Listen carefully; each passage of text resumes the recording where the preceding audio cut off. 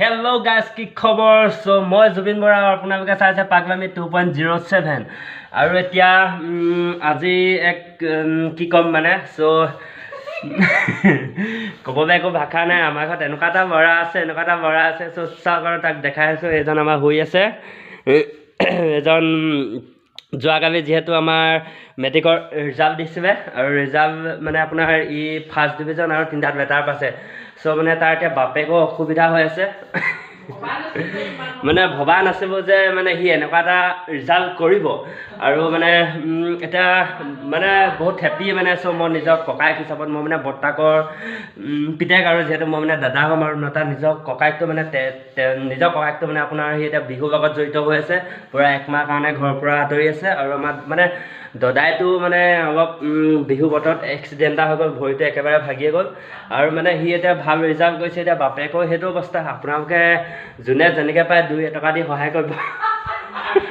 মানে এডমিশ্যনৰ কাৰণে নহয় চ' মানে পাৰ্টিটোৰ কাৰণে মানে 2 টকা দি সহায় কৰিব আৰু ন মানে যিহেতু বাপেকৰ এইটো অৱস্থা ন এতিয়া সেইকাৰণে মানে মই আপোনাক ফোন নাম্বাৰটো দি দিম বাৰু ফোন নাম্বাৰ নিদিব মোৰ মানে ইউটিউব চেনেলটোত মেছেজ এটা কৰি দিব আৰু চ' মানে আজি মই ভিডিঅ' এটা বনাই দিছোঁ আপোনালোকক কিন্তু কম এইটোৱে দেখা হৈছে মানে আমাৰ ঘৰতে এতিয়া বৰ্তমান পাত ছিঙি আছে এয়া মানে এটাৰপৰা নেদেখে মই এতিয়া ভিতৰত মানে ঘৰৰ ভিতৰত আছোঁ চ' চাই থাকক আৰু এনেকৈ মানে জনাবলৈ পাই আপোনালোকক সুখী হৈছোঁ আৰু কিনো ক'ম এতিয়া আকৌ চাওঁ আহকচোন ল'ৰাটোৱে মানে আপোনাৰ 3টা লেটাৰ পাইছে চ' মুঠ নাম্বাৰ আছে 471 আৰু মানে ষ্টাৰ মাৰ্ক পাইছে আছামিছ আৰু আপোনাৰ এগ্ৰিকালচাৰ আৰু ছ'চিয়েল চায়েন্সৰ